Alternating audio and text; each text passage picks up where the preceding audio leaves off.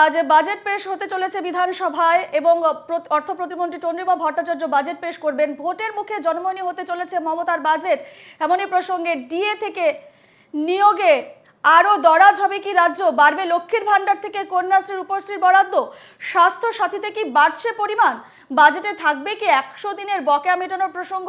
আজ সেদিকেই নজর থাকবে রাজ্য বাজেটে। আজ রাজ্য বাজেট পেশ হতে চলেছে এবং বাজেট পেশ করতে চলেছেন অর্থ প্রতিমন্ত্রী চন্দ্রিমা ভট্টাচার্য। বিকেল 3টে নাগাদ চন্দ্রিমা ভট্টাচার্য বাজেট পেশ করতে চলেছেন। এ নিয়ে আমরা সরাসরি কথা বলবো। আমাদের সঙ্গে রয়েছেন আমাদের প্রতিনিধি দেবরাজ হালদার। দেবরাজ, তুমি ডিএ মঞ্চে রয়েছো। তারা বহুদিন ধরে ডিএ প্রতিবাদকারীরা প্রতিবাদ জানিয়ে আসছে, তাদের কি আশা? আজকের বাজেট থেকে কি তারা আশা করছে? একদমই তোমাকে জানিয়ে রাখবো, বিধানসভা থেকে এই যে মঞ্চের কিন্তু খুব বেশি দূরত্ব নয়, কিন্তু এই মঞ্চের দাবি কিন্তু দীর্ঘ সময় ধরে কিন্তু তারা বারবার প্রায় 378 দিন ধরে তাদের একটাই দাবি যে কবে তাদের ন্যায্য মহার্ঘ ভাতা কবে তারা নিয়ে আবার তাদের কর্মজীবনে স্বাভাবিকভাবে ফিরে যাবে। তবে এরই পাশাপাশি এই সমস্ত সরকারি কর্মচারীদের কিন্তু হাত দিয়েই সরকারের বিভিন্ন রকমের প্রকল্প সেগুলো কিন্তু বাস্তবায়ন হয়। সেক্ষেত্রে একদম গ্রাসরুট থেকে কত মানুষকে পরিষেবা দেওয়া সম্ভব এবং কত মানুষ সেই পরিষেবা থেকে বঞ্চিত হয়, নানান রকম সেই তথ্যাদি সমস্ত কিন্তু যারা প্রতিনিয়ত তার যা সাক্ষী থাকে সেই সমস্ত সরকারি কর্মচারীরা কিন্তু আজ তাদের মহার্ঘ ভাতার দাবিতে কিন্তু রাস্তায় নেমেছে। তারা তাদের দাবি, যে দাবি মহার্ঘ ভাতা, সেই মহার্ঘ ভাতা কতটুকু পাবে বা আদৌ তাদের যে দাবি সে এই বাজেটের মধ্যে স্থান পাবে কিনা, এটা তো একটা খুব বিরাট বড় প্রশ্ন। আরো গুরুত্বপূর্ণ প্রশ্ন হচ্ছে দীর্ঘ সময় ধরে যে সরকারি দপ্তরগুলোতে প্রায় 6 লক্ষ শূন্যপদ, যে শূন্যপদগুলো নিয়োগই হয় না এখনো পর্যন্ত, যার কারণে সাধারণ মানুষকে সরকারি পরিষেবা দিতে কার্যত সরকারি কর্মচারীদের হিমশিম খেতে হয়। সেই জায়গা থেকে সরকারি কর্মচারী নিয়োগের ব্যাপারে এই রাজ্য সরকার কতটুকু সদর্থক ভূমিকা পালন করবে, সার্বিকভাবে সরকারি প্রকল্প, সরকারি কর্মচারী এবং সরকারি কর্মচারীদের মহার্ঘ ভাতা সব মিলিয়ে কতটুকু এই বাজেটে স্থান পাবে, সেটা কিন্তু সেই কর্মচারীরা কিন্তু সেই দিকেই কিন্তু নজর রাখছে। তবে তারা কি মনে করছে তাদের মুখ থেকেই শোনা যাক। যে আপনারা তো সরকারি কর্মচারী, দীর্ঘ সময় ধরে রাজ্য সরকারের একাধিক প্রকল্প আপনারা বাস্তবায়ন করেন, কি মনে করছেন কতটুকু বাস্তবায়ন হবে এই বাজেটে আপনাদের প্রত্যাশা? দেখুন, আমরা গত 1 বছর ধরে সরকারের কাছে কতগুলো খুব লেজিটিমেট দাবি আমরা নিয়ে এসেছি এবং 1 বছর ধরে আমরা এই শহীদ মিনার আঁকড়ে আছি হাইকোর্টের অনুমতি নিয়ে।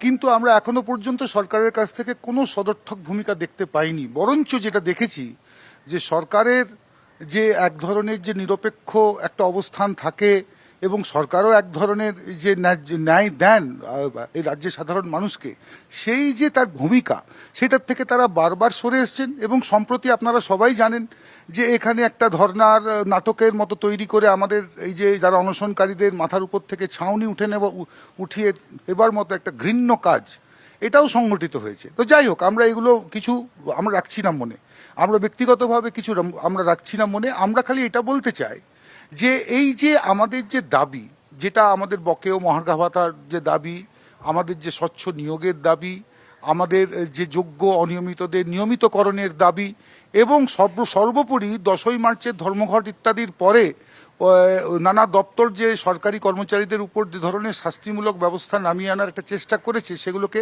আবার উঠিয়ে নেওয়ার দাবি। এর মধ্যে এটা নিয়ে তো আমরা আলোচনায় বসতে পারি। একটা গণতান্ত্রিক কাঠামোতে আমরা সবসময় এই আলোচনাটার মধ্যে দিয়েই সবকিছু নিষ্পত্তি হবে, এটা আমরা আশা করি। এখন একদমই এই সমস্ত আলোচনার মাধ্যমে তাদের সমস্যা সমাধান হোক, এই বিষয়টা যেমন রয়েছে, এরই পাশাপাশি প্রায় দেখাবো প্রায় 451 ঘন্টা হতে চললো যে উদ্দেশ্যে মহার্ঘ ভাতার দাবিতে, সেই মহার্ঘ ভাতা শুধুমাত্র সরকারি কর্মচারীরা মহার্ঘ ভাতার দাবিতে আন্দোলন করছে না, তারা কিন্তু সরকারি দপ্তরের পরিষেবা সাধারণ মানুষকে দেওয়ার জন্য যে সরকারি কর্মচারীদের যে গুরুত্বপূর্ণ ভূমিকা থাকে তা কিন্তু যথেষ্ট পরিমাণে নেই। সেই যথেষ্ট পরিমাণে না থাকার কারণে বিঘ্নিত হচ্ছে সাধারণ মানুষের পরিষেবা।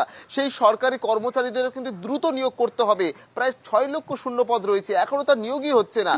একদিকে প্রকল্পের বরাদ্দ বাড়লেও কিন্তু সেই প্রকল্পের বরাদ্দ বাড়লে সেই পরিষেবা দিতে গিয়ে যারা দেয় তারাই তো নেই, পরিষেবাটা দেবে কারা? এই মুহূর্তে আমি কথা বলবো যে সাধারণ মানুষের তো পরিষেবা দিতে গেলে সরকারি কর্মচারীদের একটা গুরুত্বপূর্ণ ভূমিকা থাকে। সরকারি কর্মচারীকে দপ্তরগুলোতে রয়েছে তো? না, একদমই নাই, এবং তার জন্যই এই আন্দোলন চলছে। আমরা এই দাবিটাই রেখেছি। আমরা যে দাবিগুলো রেখেছি খুব ভালোভাবে চিন্তা করলে মানুষ বুঝতে পারবে, এতে শুধু পশ্চিমবঙ্গের এতে উন্নতি হবে এবং পশ্চিমবঙ্গের উন্নতি হলে পরেই পশ্চিমবঙ্গবাসীরও উন্নতি হবে। আজকে বাজেট আছে এবং আমরা আশা করব মুখ্যমন্ত্রী আমাদের যে দাবি দাবাগুলোর উপরে চিন্তাভাবনা করবেন দান খেরাতি বাদ দিয়ে। কারণ দান খেরাতিতে কোনোদিন রাজ্যের ভালো হতে পারে না। রাজ্যের ভালো যেহেতু হচ্ছে না, তাই রাজ্যবাসীরও ভালো হচ্ছে না। আমাদের দাবি এটা, আমাদের দাবি ওনার শুভ বুদ্ধি উদয় হোক এবং উনি আমাদের দাবি দাবাগুলো একটু চিন্তা করে দেখুন। উনি যদি সত্যিকারের মুখ্যমন্ত্রী হয়ে পশ্চিমবঙ্গবাসীর ভালো করতে চায়, তাহলে আমাদের দাবিগুলো ন্যায্য দাবি এবং ওনার এর উপরে বাজেট তৈরি করা উচিত। একদমই রূপা, শুনতে পেলে একেবারে। যে একাধিক দাবি রয়েছে সরকারি প্রকল্পের, যেমন এই বাজেটে অত্যন্ত একটা গুরুত্বপূর্ণ ভূমিকা রয়েছে যে বাজেটে বরাদ্দ বাড়বে, একেবারে একাধিক আমরা শুনলাম প্রকল্পে তারা বরাদ্দ দানে বাড়বে, বিশ্বাস কিন্তু রাখছে না, এরই তারা পাশাপাশি দান একটা চাইছে বিরাট না, বড় তারা প্রশ্ন উপযুক্ত সমাধান চাইছে। তারা যেটা চাইছে, তাদের দাবি, তারা দান চাইছে না, তারা তাদের প্রাপ্য চাইছে, তারা প্রাপ্য দাবি যেটা করছে তারা সেটা চাইছে। আমরা আরো কিছু মানুষের বক্তব্য শুনতে চাইবো।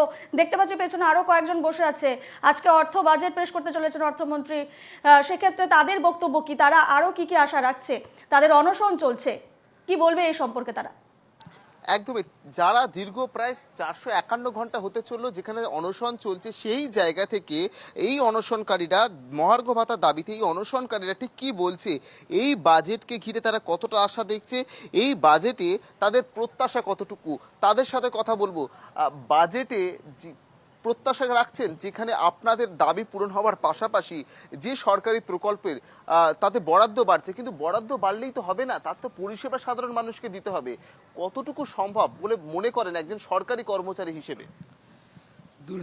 দুর্নীতিমুক্ত প্রশাসন যদি করা যায়, তাহলে যে সমস্ত প্রকল্পগুলো রয়েছে বা যে সমস্ত প্রকল্পগুলো রূপায়ণের জন্য বাজেটে বরাদ্দ বাড়ানো যাচ্ছে হবে বলে শোনা যাচ্ছে, সেটা তা দিয়ে করা যায়।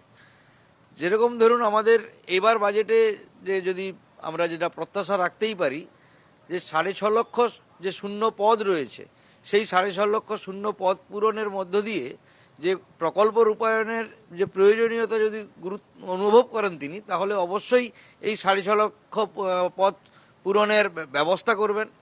আমাদের ফিনান্স কমিশনের কাছ থেকে যে বরাদ্দ অর্থ নিয়ে এসছেন 6.5 লক্ষ পদের। জানাচ্ছি দেবরাজ, খবরে নজর রাখো। যেমনটা আমরা জানাচ্ছিলাম, আজ অর্থ বাজেট এবং রাজ্য বাজেট আজ, এবং আজ অর্থ প্রতিমন্ত্রী চন্দ্রিমা ভট্টাচার্য অর্থ বাজেট পেশ করতে চলেছেন। বিকেল 3টে নাগাদ তিনি বাজেট পেশ করতে চলেছেন।